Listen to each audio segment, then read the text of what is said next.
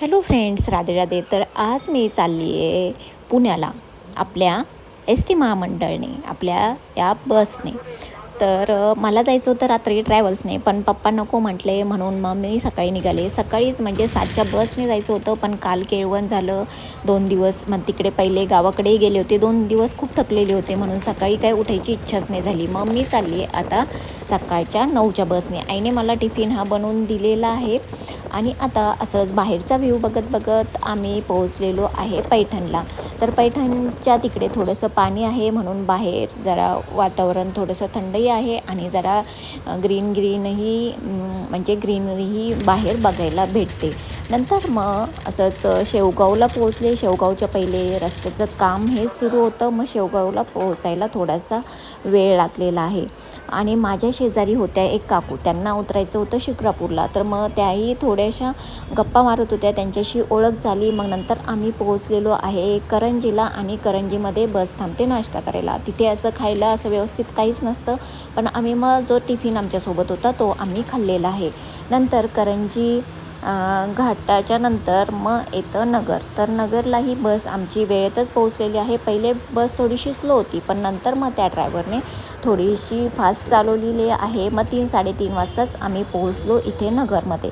मी जसं सांगितलंच होतं की नगरच्या बसस्टँडच्या माझ्या खूप साऱ्या आठवणी आहेत, चांगल्या वाईट काय जे काय आहे ते कधी वेळ आली तर मी नक्कीच तुमच्यासोबत शेअर करेन. तर मग थोडं म्हणजे एवढं काही बोर झालेलं नाही बसमध्ये. असंच बाहेरचा व्ह्यू बघत थोड्याशा त्या काकूंशी गप्पा मारत, आणि खाल्लेलं तर आहे, पोट तर भरलेलंच आहे. मग त्याच्यामुळे एवढं बोर असं काही झालंच नाही. मध्ये मध्ये थोडीशी झोपही लागली. मग असं करत करत नंतर आम्ही पोहोचलेलो आहे शिरूरला. मग नंतर आलं शिक्रापूर, म्हणजे त्या काकूंचा स्टॉप. तर मला बाय करून मग त्या काकू त्यांचं उतरलेले आहे. तर त्या काकूंचा स्वभाव खूप चांगला होता, खूप छान बोलल्या त्या. आणि आम्ही जेवण वगैरेही सोबत केलं, त्यांच्यामुळं मी जेवले, नाही तर मग एकटी मला जेवायची इच्छाही झाली नसती. मग असं करत करत छान असा प्रवास झालेला आहे. फक्त नंतर थोडासा बसायचा कंटाळा आला होता. मी पोहोचलेली आहे मग कल्याणीनगरला. तर यावेळेस मी जवळजवळ 4 ते 5 महिन्यानंतर आलेली आहे पुण्यात. तर थोडंसं म्हणजे वेगळं वाटते. आपण असं नाही वाटत आहे की मी 4 ते 5 महिन्यानंतर आली आहे, असं वाटतं थोडे दिवसापूर्वीच मी पुण्याला येऊन गेलेली आहे.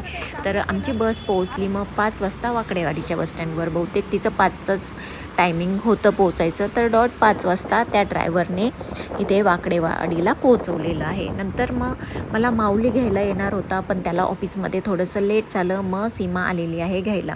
तर तिचं इकडे काम होतं, म्हणून मग तिकडे तसंच ती मला घ्यायलाही आली. तसं तर मी बसनेही जाऊ शकत होते, पण मग बसने जायची काही गरज पडली नाही.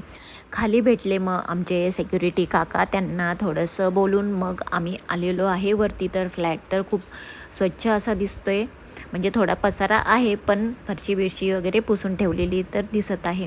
मग मी फ्रेश झाले, नंतर घेतला चहा, आणि नंतर आलो आहे मग आम्ही बाहेर. मी खाल्ली आहे भेळ, कारण म्हणजे अंबडला पाणीपुरी भेळ एवढं काय चांगली भेटत नाही. मग आल्यानंतर खाल्ली भेळ, आणि तिथेच होते हे मंचुरियन, तर तेही खाल्ले. मग घेतलेली आहे भाजी. मी जेव्हा इथे होते तेव्हा रेग्युलर या काकूंकडूनच मी भाजी घ्यायचे. तर आता माऊलीही येईल थोड्या वेळाने, मग करायला लागणार आहे काहीतरी स्वयंपाक. तर बघू, मस्त अशी खिचडी वगैरे मी काहीतरी आता करेल. तर असा होता माझा आजचा दिवस. असंच भेटू नेक्स्ट